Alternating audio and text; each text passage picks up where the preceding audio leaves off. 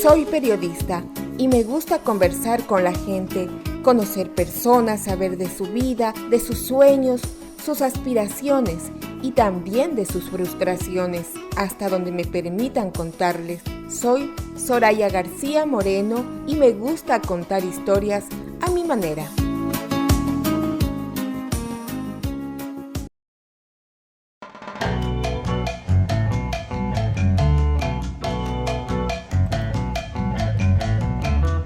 Hola amigos oyentes, desde Toronto, Canadá para el mundo les damos la bienvenida a su programa quincenal Entrevistas a mi manera, a través de su podcast en Spotify, Apple Player y Google Player, y en mi canal de YouTube Soraya García Moreno. Entrevistas a mi manera es un espacio que procura la visualización de latino e hispanoamericano que emigró de diferentes partes del mundo, y su aporte es esencial en el país donde reside, porque estamos en todo el mundo. Hoy estaremos conociendo a nuestro invitado.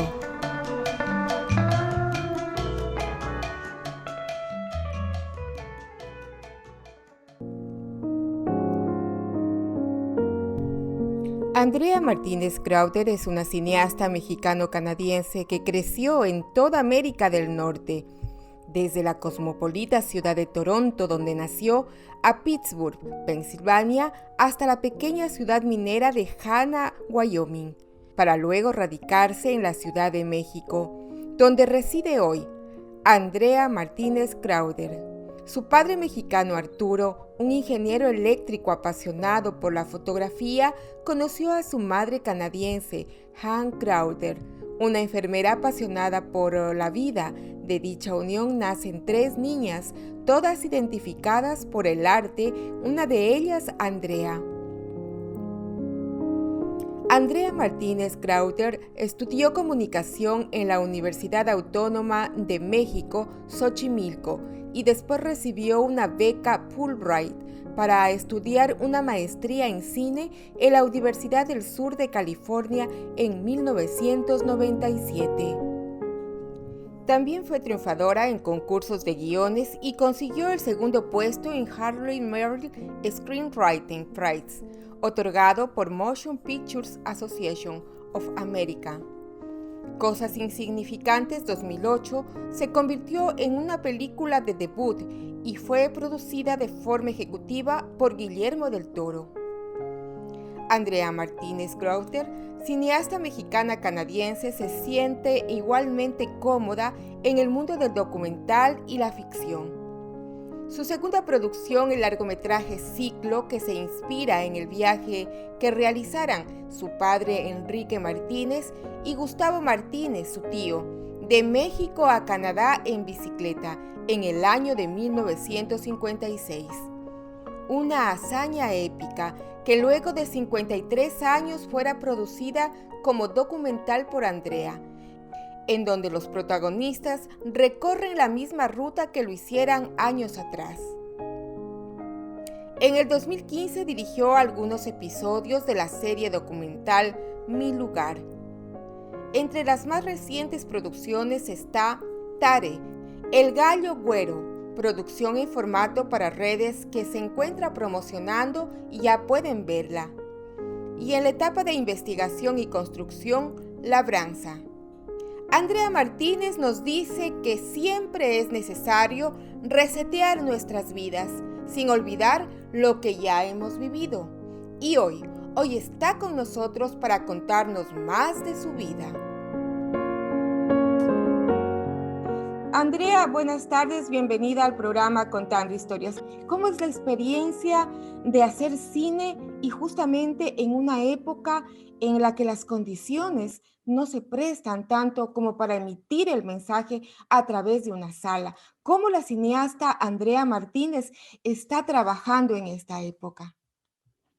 Bueno, ahorita nosotros estamos justamente levantando una película que yo ya llevo como 1 año y medio trabajando en el desarrollo de esta historia que se llama Tare. Y es una historia que curiosamente cuando se concibió es una historia muy, muy chiquita, son 2 personajes únicamente. Y entonces, cuando sucedió todo esto de COVID, como que de una manera de pura coincidencia, ah, el tipo de producción que requiere esta película encaja dentro de las posibilidades de filmar durante el COVID. Entonces, tengo la fortuna de que sí puedo seguir trabajando. Nosotros tenemos planeado ya empezar a filmar dentro de 2 semanas. Aunque bueno, también yo estoy en la Ciudad de México, vamos a filmar en la Ciudad de México. Y el coprotagonista, que es Tenoch Huerta, que a lo mejor lo ubican por la serie de Narcos, se ha hecho bastante conocido por esa serie. Tenoch se enfermó de COVID 2 días antes de empezar a filmar, entonces tuvimos que posponer el rodaje. Pero la idea es de que el 18 de enero empecemos a filmar Tare aquí en la Ciudad de México durante 2 semanas y media. Sería interesante, Tare, ¿qué significado tiene? ¿Cuál es la razón, el motivo de la filmación o de la producción de esta película?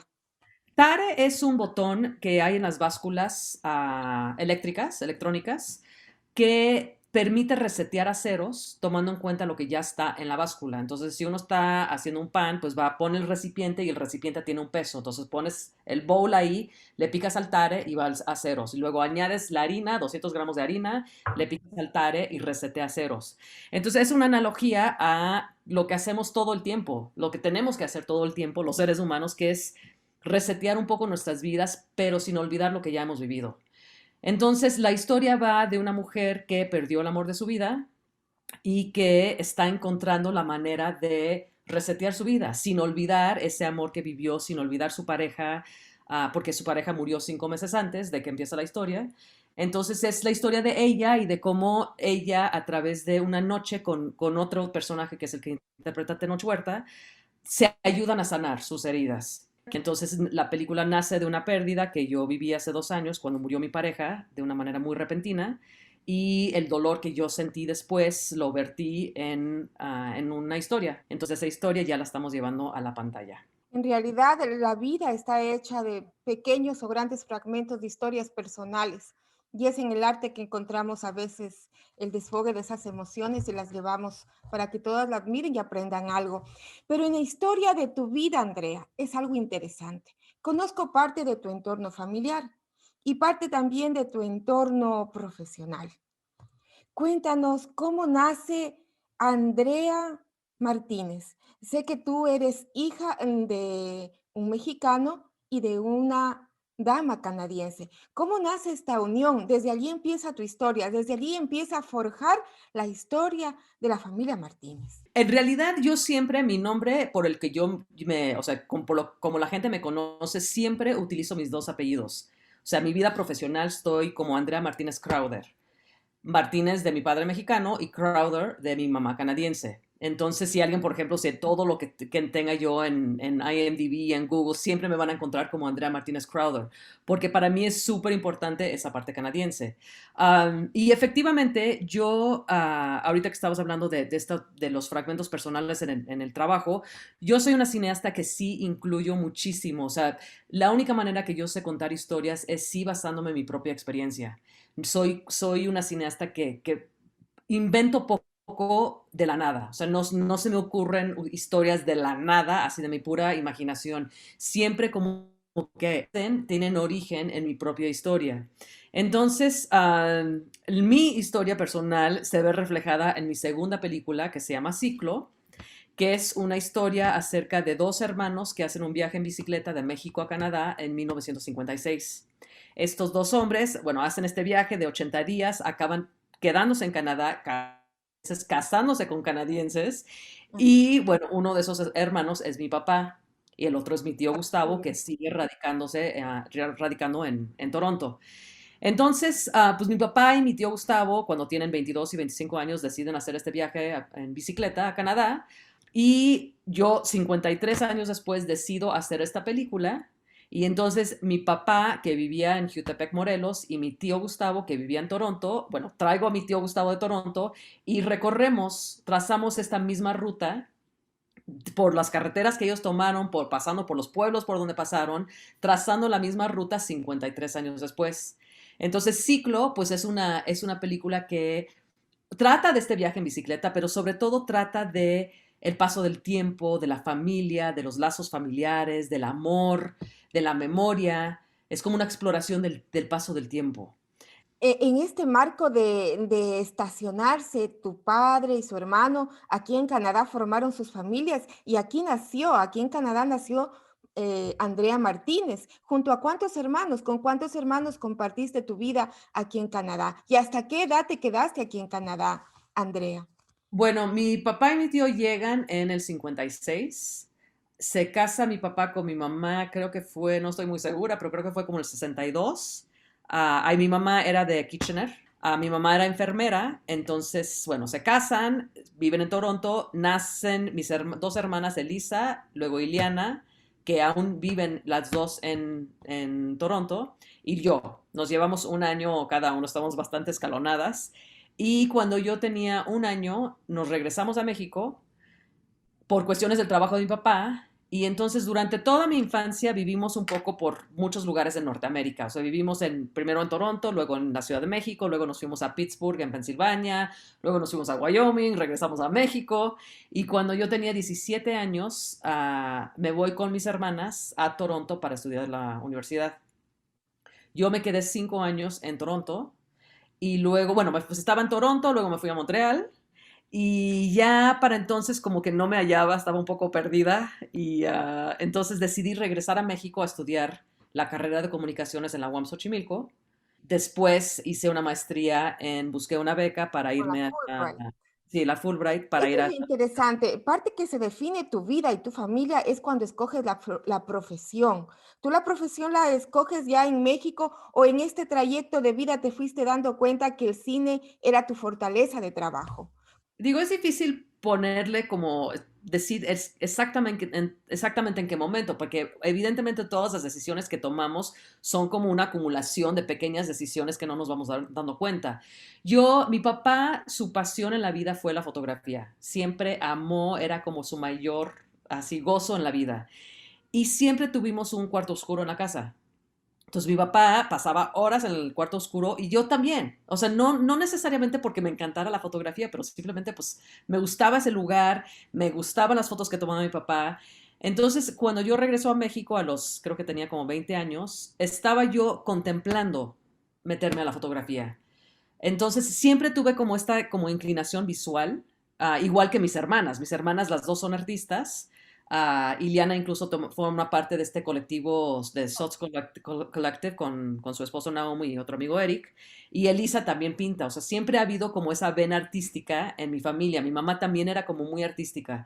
Siempre había algo ahí, pero realmente no me decidí por el cine hasta que ya estaba aquí en México, estaba estudiando comunicaciones, vi que la fotografía no, entonces ya fue cuando ya me cayó el 20, dije, no, quiero contar historias, o sea, quiero contar historias a través del cine, y entonces en lo que acabé la carrera en la UAM, como que me enfoqué más al cine, y luego pedí la beca para irme a Los Ángeles, a los Estados Unidos, a hacer una maestría. Busqué la maestría precisamente porque la licenciatura no me había enfocado en eso. Entonces yo quería seguir estudiando cine. Para mí la beca Fulbright fue lo que realmente me permitió tomar esa decisión de dedicarme al cine, aprender de cine, ¿no? Cómo contar las historias, conocer gente, o sea, fue una experiencia increíble para mí estar en Los Ángeles. Aparte conocí el que ya iba a ser mi esposo y el papá de mi hija, entonces que es mexicano también, pero nos conocimos allá.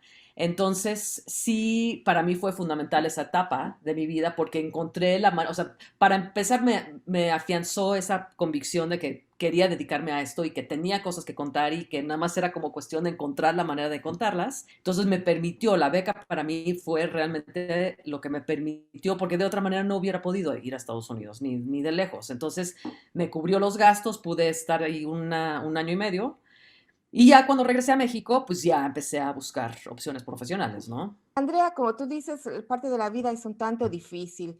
¿Por qué escogiste, teniendo las dos oportunidades, ciudadana canadiense, ciudadana mexicana, por qué escogiste vivir y hacer tu profesión en México? ¿Qué te gusta de Canadá y qué te gusta de México? Es una pregunta que luego muchas personas sí me hacen porque les sorprende, sobre todo teniendo la oportunidad de vivir en Canadá. ¿Por qué viviría yo en México? Porque hay tanta gente que se quiere ir de aquí para allá, ¿no? La cuestión de la migración es así, a veces toca Sí, decidir, pero tú también decidiste. ¿Por qué lo sí. decidiste?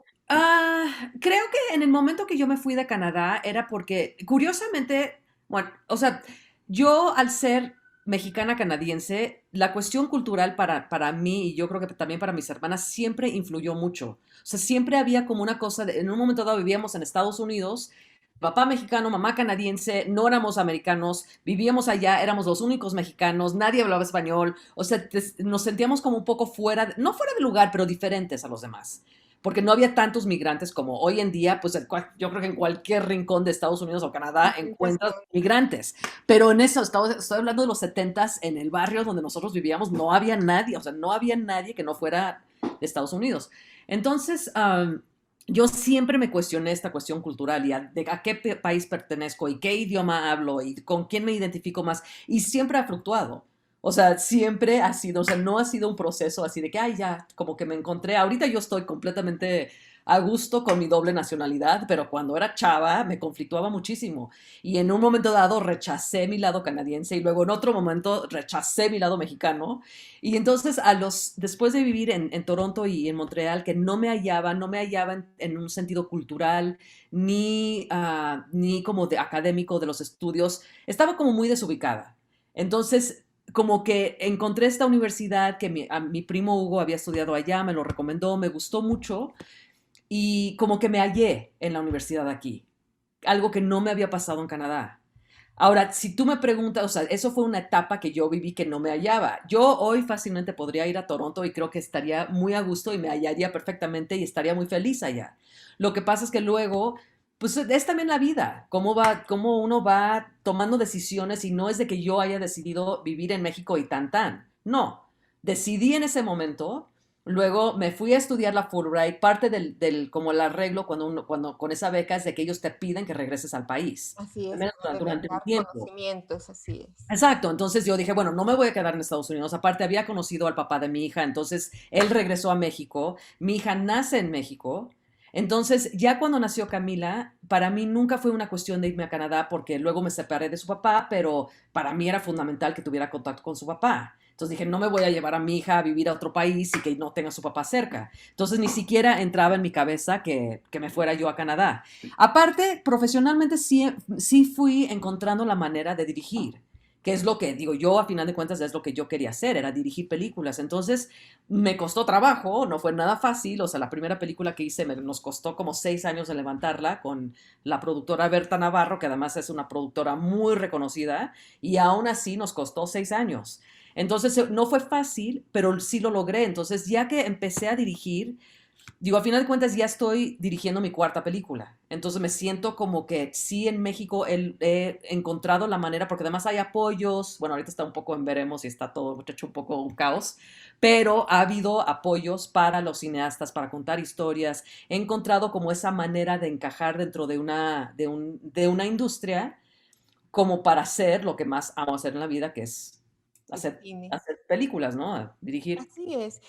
Si te podríamos preguntar de Canadá, ¿qué es lo que recuerdas o qué es lo que más te gusta de Canadá? ¿Tú qué recuerdas de Canadá o qué podrías decir que lo llevas siempre presente? Bueno, obviamente para mí es mi familia. O sea, mi familia, mis hermanas están allá, mis tíos están allá, mi hija ahora ya se fue a estudiar a Canadá. Entonces, para mí es una parte muy, muy cercana. Aunque no viva yo en Canadá, la siento muy cercana. Porque además yo trato de, o sea, mantener, o sea, ir lo más seguido que digo, no voy tan seguido, pero sí me gusta tratar de llegar a lo más seguido que pueda. Entonces, siento a Canadá muy parte de mí, muy, además, curiosamente también como rasgos de mi personalidad son mucho, o sea, hay una gran parte que es mi parte canadiense, que saqué de De mi tu mamá. madre, O sea, la claro. ética de trabajo de repente cambia, o sea, por ejemplo, soy muy puntual y en México es como, híjole, o sea, la puntualidad no es una cosa común. Tengo como muy claro que yo misma soy una mezcla de las dos culturas. Entonces digo, ¿de qué me gusta? Pues obviamente hay toda una parte de como de la expansión y y la naturaleza y que a mí me encantaría incluso conocer más Canadá, que hay muchas partes que no conozco, pero toda esta parte las estaciones a mí es una cosa que quiero hacer una película que se llama Labranza, que el cambio de las estaciones va a ser una parte fundamental porque aparte tiene que ver con el trabajo agrícola que está íntimamente ligada con las estaciones y el cambio de las estaciones. Entonces, para mí eso es algo que siempre extraño. O sea, cuando mis hermanas me mandan fotos del otoño, me muero de ganas de estar allá porque me encanta, o sea, me encanta y eso en México no lo tenemos. Son momentos de inspiración ese cambio de estaciones. Debe de trabajar en tu psiquis y en tu corazón de forma espléndida un cambio de estación. También hay toda una parte como cultural y de, por ejemplo, la Claro. seguridad. O sea, la seguridad es algo que obviamente viviendo en la Ciudad de México uno añora y desea tener la seguridad que hay en Canadá, ¿no? Que no se compara con lo que se está viviendo en México. Hay muchas cosas políticas, sociales que dices, híjole, o sea, estamos en el hoyo aquí. Pero bueno, son cosas que de alguna manera siempre estoy como un poco balanceando, ¿no? Como viendo las cosas positivas de donde yo vivo y, y apreciando las cosas que sí me gustan mucho de México. Si uno se quiere dedicar al arte, yo creo que en cualquier punto del planeta donde estés, siempre vas a escoger un camino difícil. O sea, no creo que ha de ser muy fácil en cualquier parte del mundo. O sea, es una pasión que no es tan redituable. O sea, hay muchas cosas que no he hecho en mi vida porque no he tenido los medios, porque no he ganado bien, o sea, porque de repente no tengo la seguridad que alguien tiene trabajando en un trabajo como empleado, con un sueldo fijo, con el seguro médico, etcétera, etcétera. Todos esos beneficios que uno tiene como siendo empleado, obviamente uno trabajando freelance no los tiene. Hay mucha inseguridad en ese sentido de que nunca he tenido una entrada de dinero estable, ¿no? Pero uno como que ya entrando diciendo, pues me voy a dedicar a mi pasión y al arte, como que de entrada sabes que no va a ser fácil. Cuando yo estaba en Los Ángeles, yo digo, eran muchas razones por las cuales no me quedé en Los Ángeles. Una era la beca, que ya estaba comprometida a regresar a México. Otro era que Alejandro ya estaba viviendo en México, entonces me regresé también para formar mi familia acá. Pero también, a final de cuentas, o sea, curiosamente, de toda mi generación con la que estudié en Los Ángeles, soy de las pocas que se dedica a dirigir. Y no necesariamente, porque en Los Ángeles todo mundo quiere estar, o sea, el mesero es el actor, el que te corta el cabello es guionista, el que no barre la calle quiere actuar, o sea, lo que sea, todo mundo se quiere dedicar a eso, entonces la competencia también es brutal. Entonces yo no me puedo quejar, o sea, realmente siento que sí, la decisión de regresar a México pues fue por varias, o sea, tuve varias razones por regresar, pero no me puedo quejar para nada porque a final de cuentas, como digo, yo estoy a punto de dirigir mi cuarta película y eso me hace sumamente feliz y tiene que ver mucho con el contexto para contar mis historias. Así es, Andrea, ya es un mérito. O sea, una cuarta película no lo hace un aprendiz ni alguien que se inicia, se lo hace una persona con trayectoria. Y ya precisamente en este momento, conociendo un poco a Andrea, conociendo cómo llegó hasta su profesión, vamos a adentrarnos a la parte en sí de tu trabajo. Una de tus primeras películas o uno de tus primeros largometrajes que iniciaste dentro de tu carrera. ¿Cómo lo observaste y cómo llegaste a aterrizar que querías hacer eso? Hasta el momento, ¿cómo has ido avanzando? Bueno, yo cuando acabé la maestría tenía la idea de que mi primera película que quería que fuera acerca de este viaje en bicicleta que había hecho mi papá y mi tío, de México a Canadá. Esto fue en el 99, creo. Entonces estaba como convencida de que esa película quería hacer y que o sea, era como una decisión. Sin embargo, empecé a buscar como apoyos y, ¿no? Y como fondos para hacer la película y afortunadamente no encontré, o sea, no lo logré. Y siempre le digo que es como muy afortunado porque esa película la hice 10 años después, que es Ciclo. O sea, en lugar de hacerlo en el 99, además estaba yo embarazada, o sea, era un poco...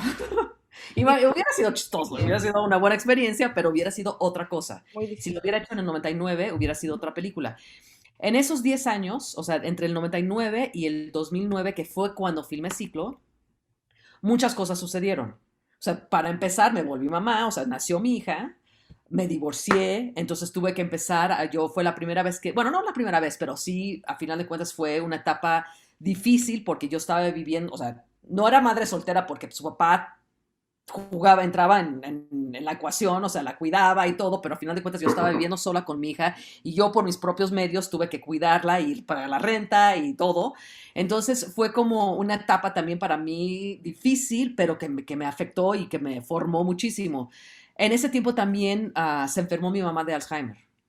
Y el hecho de que mi mamá se haya enfermado de Alzheimer, para mí fue, digo, ha sido de las cosas que más me han marcado en la vida. Mi mamá es como otro personaje dentro de Ciclo y la pérdida de la memoria de mi mamá también es como una línea narrativa dentro de esta película que trata acerca de la memoria. O sea, están estos dos hombres que están como reviviendo sus memorias y mientras tanto la esposa de uno de ellos está perdiendo la memoria. Entonces, ese dolor de ver a mi mamá desaparecer influyó muchísimo el tipo de historia que yo quería contar. Entonces, Ciclo, si, yo siento que Ciclo, si lo hubiera hecho en el 99, hubiera sido como una película acerca de una aventura en bicicleta. La película que yo hice en el 2009, el punto de partida es esta aventura en bicicleta, pero realmente de lo que se trata es la vida. No, pues 2 meses antes de que saliéramos del viaje, yo había cumplido 25. Ahora tengo 78.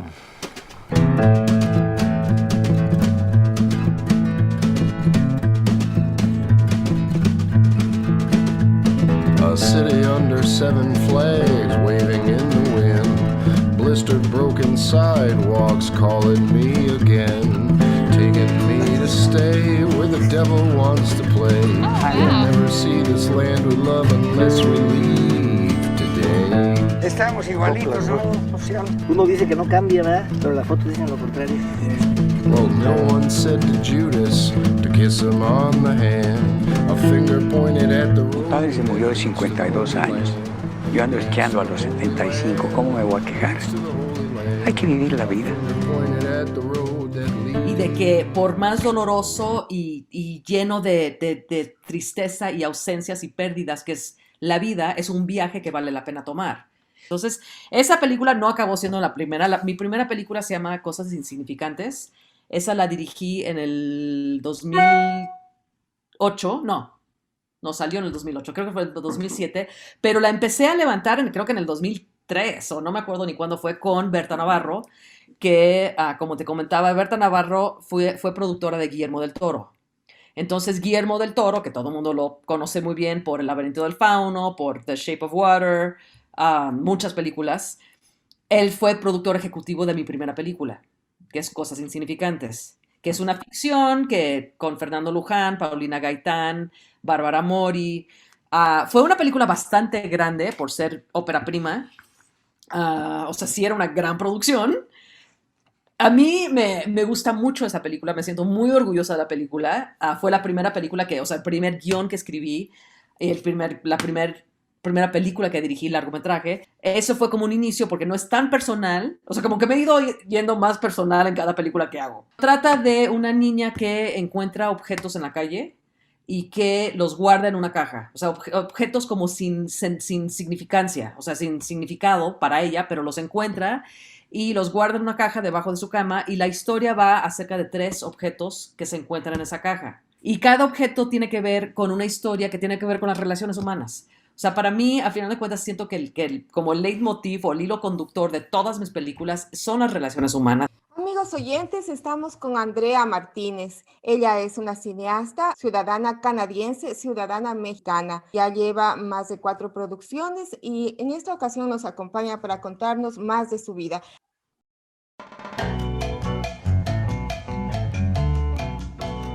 Tú manejas de una manera muy fuerte la cuestión vivencial, la cuestión personal, la cuestión emocional. Esa es la carga fuerte de tus producciones. ¿Cómo mezclas esa parte de la fantasía y de lo documental? ¿Cómo manejas estas dos cosas dentro de tu producción? ¿O cómo es tu género definido como Andrea Martínez? No lo defino, realmente. Yo realmente soy una cineasta que manejo tanto la ficción como el documental.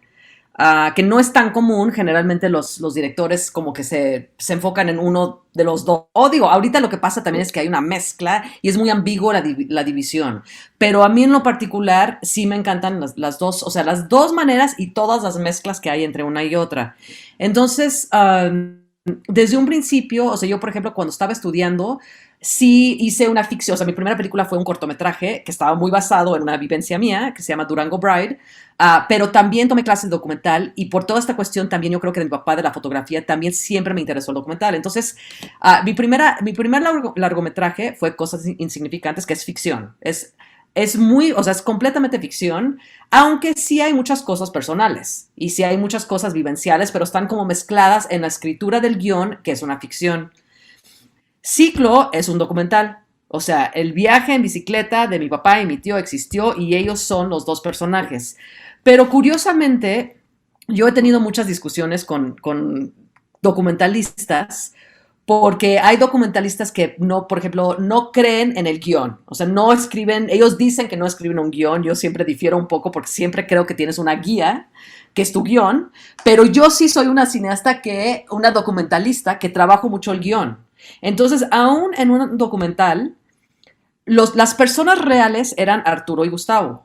Sin embargo, ya cuando uno los proyecta en una película, ya es una construcción, se vuelven personajes. Y como tal, uno los tiene que ir construyendo y revelando. Entonces, ¿a qué me refiero? Que los personajes de Gustavo y Arturo los tengo que ir formando y construyendo mientras voy contando la historia. Y te platico rápidamente una anécdota que fue muy chistosa, que comparto mucho con mis alumnos, de cómo se construyen personajes.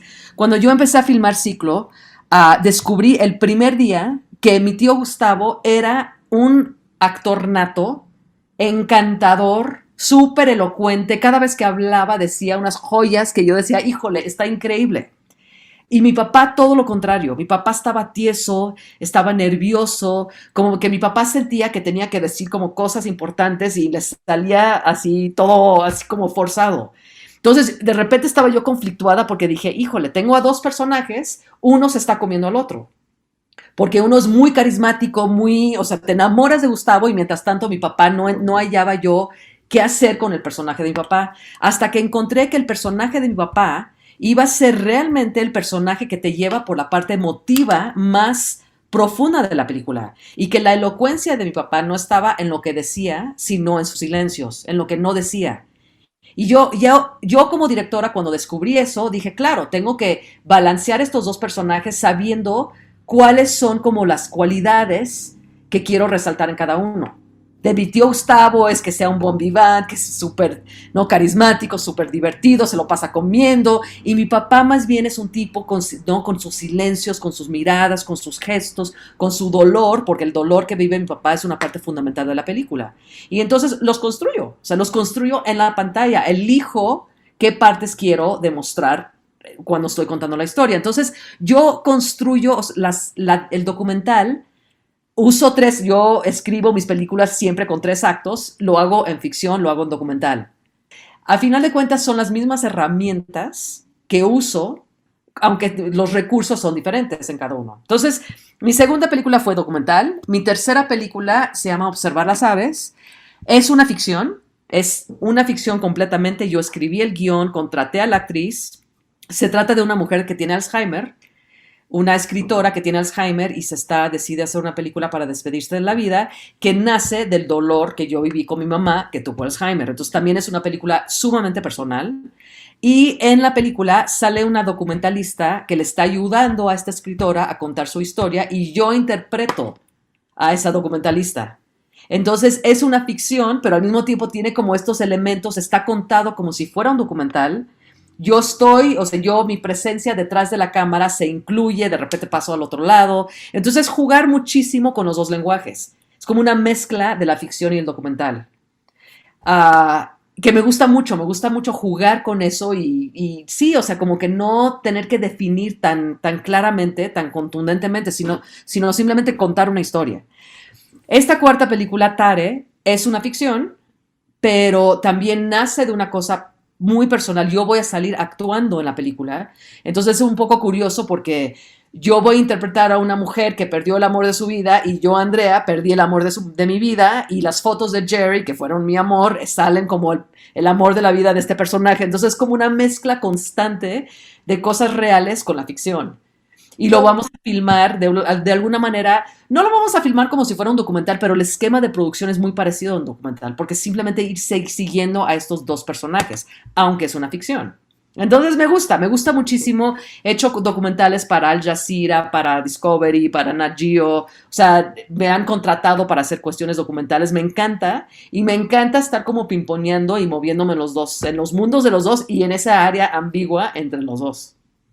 Lo interesante es también que tú tomas, según lo que nos cuentas, la trayectoria y la parte de tu profesión dentro de las situaciones que juegan, tú tomas la posición de directora, de libretista, de guionista, tú manejas, de pronto te encuentras dentro de la producción, haciéndola, dirigiéndola y construyéndola.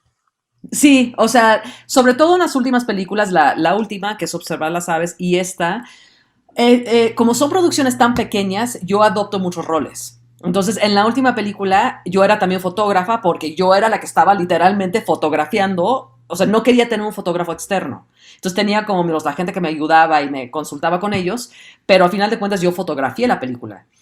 En esta tenemos un fotógrafo increíble que es un mexicano viviendo en Nueva York que se llama Jano Mejía. Uh, pero nuevamente, o sea, pues soy guionista. Además, yo escribo todo lo que, a menos que me contraten como para Nat Geo o Discovery, yo generalmente escribo lo que dirijo, pues para proyectos personales sobre todo. Entonces, sí, en este caso, pues escribo, dirijo, produzco, actúo. Es la primera vez que voy a actuar realmente en un papel protagónico, porque en la última película salí, pero salí muy poco. Aquí sí voy a echarme el clavado a la actuación, que me tiene un poco aterrada, pero con muchas ganas de hacerlo. Es parte del oficio en el que en el que te encuentras. Sí. Bueno, pero ya yo quiero tomar una como referente, Ciclo. La coproducción, la producción y la postproducción. ¿Cómo manejaste las tres cosas en Ciclo? Que de pronto es el documental más emblemático porque lleva en sí varios factores de lo que me has dicho que entra dentro de la producción de esta naturaleza. Bueno, en realidad, o sea, no fue una coproducción en el sentido de que nosotros, o sea, la coproducción generalmente se refiere a una producción entre dos países. Yo tenía la idea de que quería que fuera una coproducción y es más, habíamos encontrado una productora en Quebec que quería entrar a la coproducción, pero por cuestiones de tiempo, o sea, no dio tiempo de armarlo y yo tenía muy claro, precisamente por la cuestión de las estaciones, que quería filmarlo en el verano porque ellos hicieron el viaje en el verano. Mi papá en ese momento tenía 78 años, estaba en muy buena forma, decidimos filmarla en el verano del 2009 y no nos dio tiempo de armar la coproducción, entonces acabó siendo una producción meramente mexicana, aunque a final de cuentas es una película que atraviesa México, Estados Unidos y una gran parte se lleva aparte en Canadá porque es la llegada y toda la conclusión sucede en Canadá. Entonces, pues lo armamos con fondos de un estímulo fiscal en México, como una producción mexicana, armamos el equipo y pues básicamente ya teníamos el dinero para armar la producción, entonces armamos un crew, no fue tan pequeño tampoco, o sea, realmente por ser documental era bastante grande, creo que éramos como 6 o 7. Entonces lo filmamos a lo largo de 5 semanas y media. Empezamos en la Ciudad de México, luego la salida simbólica era en Pachuca porque ellos eran de Pachuca, entonces tuvimos una salida simbólica ahí y durante 5 semanas y media trazamos la ruta donde iban pasando ellos, ya la gente, o sea, en el cine, si bien ahorita estaba hablando de que yo hago mucho, el cine realmente es una colaboración y yo valoro muchísimo las colaboraciones de las personas, o sea, me rodeo de gente muy talentosa porque es indispensable. O sea, uno no puede hacer todo. Entonces, en cada equipo, los elementos del crew, lo que llamamos el crew, que es el equipo, son fundamentales. Entonces, en este caso, teníamos un equipo de producción que iba armando, ya sabíamos a qué hoteles íbamos a llegar. A lo mejor no exactamente dónde íbamos a comer, pero sí teníamos como todo bastante planeado. También para dar lugar a lo espontáneo, o sea, de que cosas sucedieran espontáneamente. Es como una mezcla entre planear muy bien y dejar la libertad para que las cosas sucedan de manera espontánea. Siempre estás como balanceando las dos cosas en el documental. Entonces, bueno, fueron 5 semanas y media para llegar a Toronto, tener una bienvenida en Toronto. Tuvimos una escena muy linda al final que fue como la fiesta de bienvenida donde convocamos a amigos, a familia, unos músicos que hicieron un son huasteco describiendo como letra que tenía que ver con el viaje de 1956. Entonces los músicos los reciben en Nathan Phillips Square. Hicimos como una bienvenida en Nathan Phillips Square ahí en Toronto y luego de ahí nos fuimos a la casa de mi tío Gustavo y toda la familia estaba reunida y prepararon esquites al estilo mexicano con el elote de Ontario. Muy, muy bonita ahí. Ya después de filmarla, entra la etapa de la edición. Entonces yo acabé editando la película y me tardé muchísimo. Fueron 3 años de edición. Por una parte, teníamos más de 100 horas de material, porque filmamos en digital, filmamos en 35 milímetros para tener unos paisajes espectaculares, y filmamos en Super 8. Sí, era una parte fundamental para mí, era porque precisamente dije, la geografía es súper importante. La geografía atravesando México va cambiando muchísimo y luego entras a Texas y bueno, es otra cosa y luego pasas por Chicago y entonces todo cómo va cambiando la geografía también era como un hilo conductor hasta llegar a los lagos y luego llegas a Toronto y estás ¿no? en la urbe de Toronto. Entonces, para mí el retratar esa geografía era importante. Y por último, también teníamos unas recreaciones con 2 ciclistas que llevamos que recrearon partes del viaje en Super 8. Entonces, teníamos muchos formatos.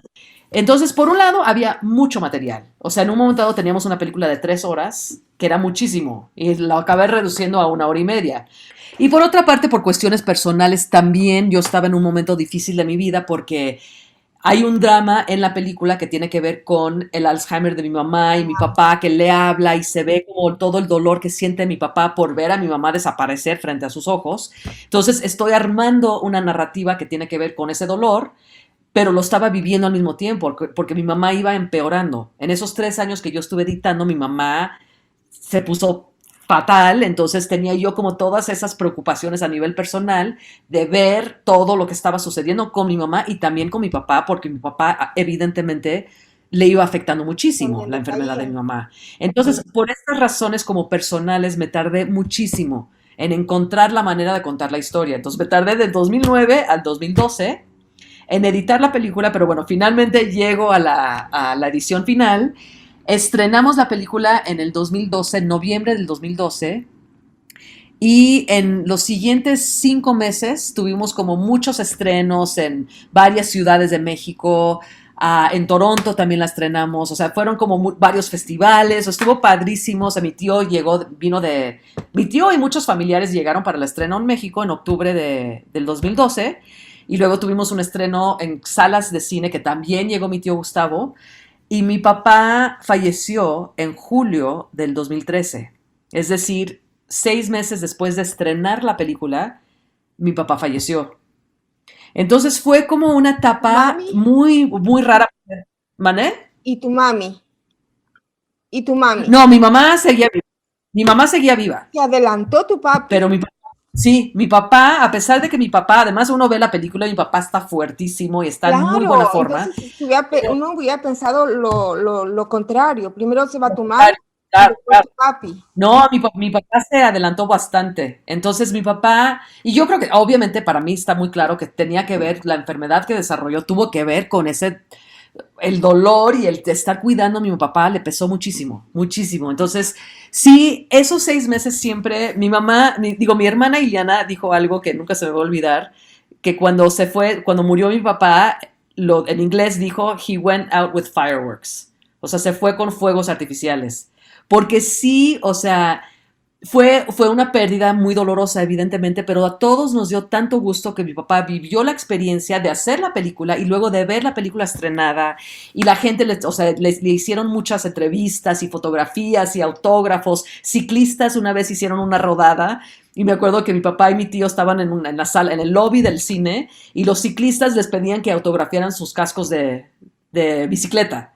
Y entonces como que ese reconocimiento, muchas personas, sobre todo jóvenes, se inspiran muchísimo con la película. O sea, después nos decían que estaban como muy inspirados y que ellos tenían ganas de hacer un viaje así. Entonces, ser como la inspiración de tantas personas, yo creo que para mi papá y mi tío fue una experiencia muy linda, ver cómo ellos podían inspirar a la gente y dar un mensaje tan bonito de la vida a través de esta película. Entonces, cuando mi papá murió, pues sí, fue una pérdida muy dolorosa para todos, pero a todos llenó de felicidad saber que mi papá había podido vivir esa etapa tan increíble que fue el estreno de la película y los 6 meses que siguieron, ¿no? Fue una cosa súper linda.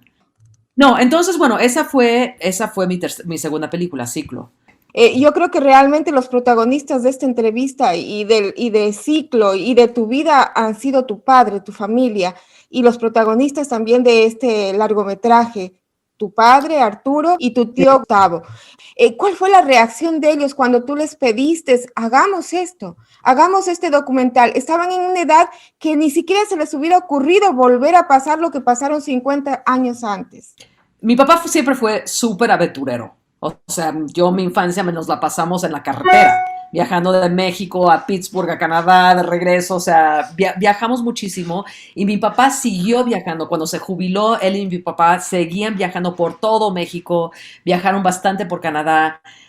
Se fueron a Alaska. Entonces él, de su naturaleza de aventurero, o sea, inmediatamente cuando le dije, él dijo, pero por supuesto que sí voy, y no lo dudó tantito. Tenía 78 años y no lo dudó tantito.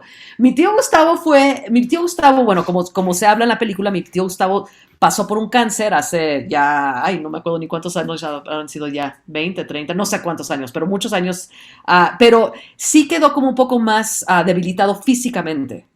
Entonces, y tiene que tener como más cuidados y tiene que estar comiendo porque le quitaron parte de la panza. Entonces, con él yo tenía mis dudas. Llegamos a Dallas, no, pues ¿sabes qué? Sí, voy a aguantar hasta Indianápolis. Y mi tío se fue como hasta que ya, mi tío, porque además se lo pasaron increíble. Y nos apapábamos mucho. Se inyectaron nuevamente energía de la juventud. Claro. Vivieron el doble, eran más jóvenes, se sentían los dueños. Claro, no, eran los superestrellas. Y entonces... Claro. Sí, mi tío no se fue ni 5 días, o sea, se quedó todo el viaje y creo que sé que lo disfrutaron enormemente y hay muchas llamadas telefónicas que son una parte de la narrativa, parte de la historia que cuento, son las llamadas telefónicas entre mi papá y mi mamá y evidentemente, como bien lo dices, o sea, sí se siente como, o sea, mi papá está tratando de como consolarla y, ¿no? Y como de cuidar la distancia. Y una cosa muy curiosa sucedió, que yo estaba consciente que corríamos el riesgo de que cuando se volvieran a encontrar, que mi mamá no se acordara de mi papá, porque ya estaba en esa fase de la enfermedad donde de repente no se acordaba de mí, entonces sí yo decía, híjole, voy a planear este reencuentro y lo va a ver y va a decir quién eres, o sea, no lo va a reconocer. Y dije, bueno, si sucede, es parte de la historia, ni modo, o sea, son cosas que no están en mi control, no es una ficción, es un documental. Ni modo, hay que ver qué pasa. Y bueno, viste la escena, cuando se encuentran en el puente de Windsor, mi mamá, es una escena súper emotiva, porque sí lo reconoce y se siente el amor que hay entre esta pareja que lleva 40 años de casados. Y es una de las escenas más lindas a mi modo de ver. Y fue como de esos regalos de la vida, porque esas son cosas que uno no controla. O sea, es un poco como que vamos a poner la cámara y vamos a ver qué pasa. Y aparte mi fotógrafo, Carlos Arango, que es un fotógrafo con muchísima sensibilidad, sabía cómo retratar ese momento y cómo capturar esa emoción. Bueno, no la sigamos narrando la historia, para quienes no la han observado, no han disfrutado de este documental, lo hagan. Así que es interesante, Andrea, que nos indiques primeramente en dónde pueden encontrar el documental de Ciclo y cómo pueden a ti ubicarte a través de las redes. Sé que habrá gente que quiera saber de tu trayectoria, de tus trabajos. Sé que eres también docente, profesora. Entonces sería importante que nos digas cómo te ubica la gente. Bueno, yo estoy en redes, estoy en Instagram estoy en Twitter, pero la verdad es que casi no uso Twitter, pero estoy en Facebook como Andrea Martínez Crowther. También ahorita por ejemplo estamos mucho en redes con la siguiente película que estoy armando, que es Tare Film, que estoy armando con Tenoch Huerta. También nos encuentran en Tare Film y estamos posteando mucho. Estoy posteando más en Tare Film, que es T-A-R-E, T de Tomás, A-R-E, Film. Porque como es el proyecto que estamos levantando, estamos posteando mucho. Entonces, para la gente que nos quiera buscar ahorita, ese es como el mejor medio, es a través de de los medios de Tare Film. Pero me pueden buscar también a través de mi Instagram o mi Facebook personal. Ciclo ahorita sí está disponible, pero únicamente en Latinoamérica, en Amazon Prime. En Canadá creo que no está disponible. Sin embargo, lo que siempre hemos hecho es que si se comunican con nosotros, hay maneras de hacerles llegar. Porque todavía tenemos DVDs, entonces para los que vean los DVDs, mi hermana y mi tío siempre se llevan así su cargamento de DVDs, entonces precisamente para que la gente en Canadá lo pueda ver, porque todavía no estamos en una plataforma digital con ciclo en Canadá. Entonces esa es la manera que nos puedan buscarme a través de las redes para pedirme, o sea, ya nos ponemos en contacto y ya veremos la manera de hacerles llegar. Sin querer hacer lo que dice ahora la juventud, spoiler, partecita de Tare, la nueva producción que van a realizar. ¿De qué se trata? Quizás un resumen para atraer a la gente para que observen esta película o documental. Bueno, Tare es una película que va acerca de una mujer. Es una película como lo que se conoce como una road movie. O sea, sucede en la carretera, aunque realmente la carretera no es carretera, sino que son las calles de la Ciudad de México. Entonces sucede en las calles de la Ciudad de México a lo largo de una noche, son como 8 horas, empieza como a las 10 de la noche y acaba a las 6 de la mañana, entre dos personajes interpretado por mí y por Tenoch Huerta, que estoy segura que mucho de tu audiencia lo conocen, porque sí, Tenoch ya tiene su fama por varios proyectos que ha hecho, pero sobre todo por Narcos y porque ahora va a participar en la película de Marvel de Black Panther, va a estar en Black Panther. Entonces, Tenoch y yo interpretamos estos dos personajes. Sí, yo los invito a seguirnos en las redes. Nuevamente estamos como Tare Film o como Andrea Martínez Crowder me pueden encontrar, o también por Tenoch Huerta, si les vamos a estar compartiendo mucho con esta nueva producción. Otra cosa que les quiero invitar a conocer en redes, yo hice una serie que se llama La Historia del Gallo, que tiene que ver con mi restaurante, se llama Gallo Güero, es el restaurante que tengo aquí en la Ciudad de México, y tiene que ver con mi pareja, Jerry, era el chef que tenía estos restaurantes. Cuando Jerry murió, yo me hice cargo de su restaurante.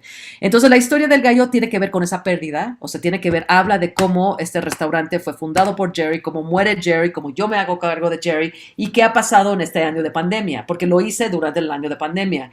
Entonces, también los invito a verlo porque es una producción que no tiene nada que ver con mis películas, en el sentido de que era yo con mi cámara haciendo todo en mi casa o en Gallo Güero, o sea, una producción autoproducida con 0 recursos.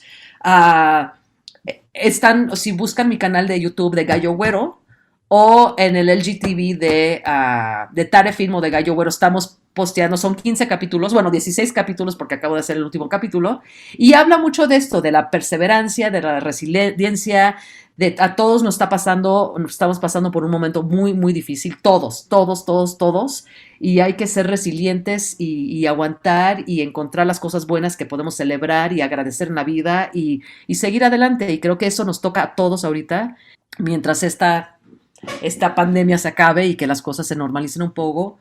Y luego ya nos podemos volver a ver y abrazar y apapachar. Andrea, ha sido un gusto tenerte con nosotros. Espero que en próximos meses o próximos días nos estés contando cómo avanzas con tus producciones para que tú nos hagas conocer de estos avances del cine latinoamericano.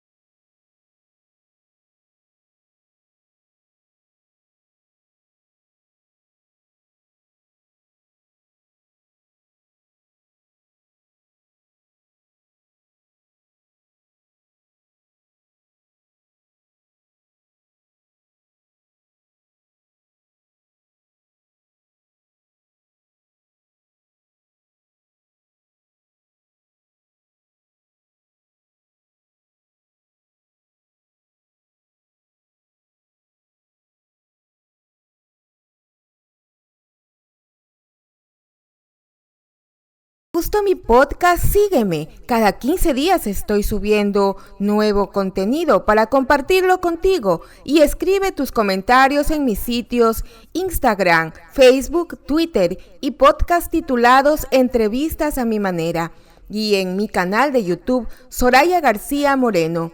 Además, sintonícenme por radio CHHA 1610 AM, Voces Latinas, la radio comunitaria de Toronto, Canadá, los días viernes a las 3 de la tarde en el programa Contando Historias, www.chha1610am.ca, radio comunitaria de Toronto, Canadá.